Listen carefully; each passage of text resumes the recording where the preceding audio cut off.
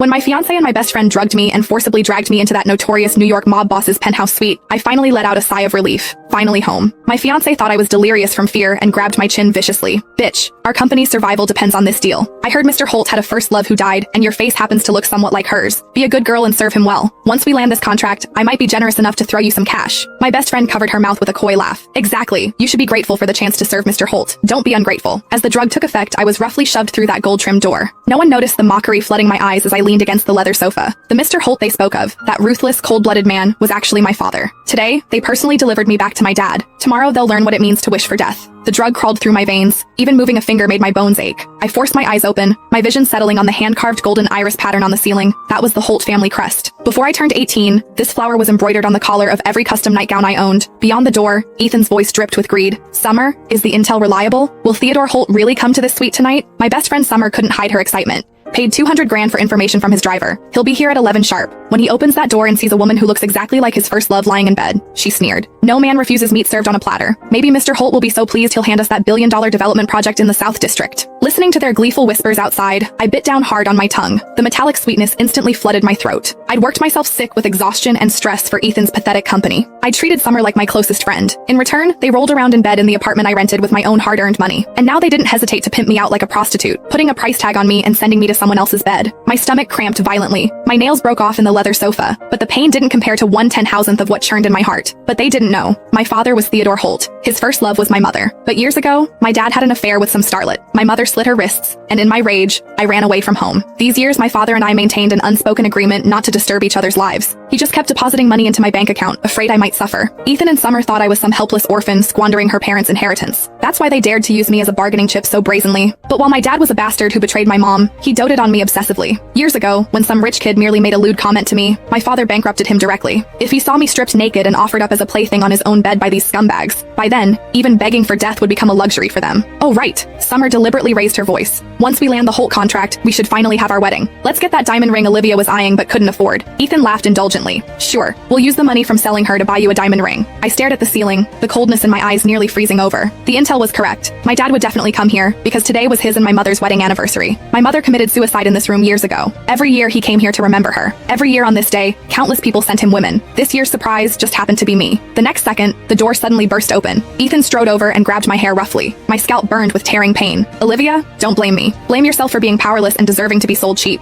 Tonight, even if you get screwed to death, you better make Mr. Holt happy. Powerless? I looked at his smug face and my lips curved into an arc. Ethan, you'd better pray that after tonight you can die with some dignity. Still talking back, Summer stepped forward and slapped me hard across the face. My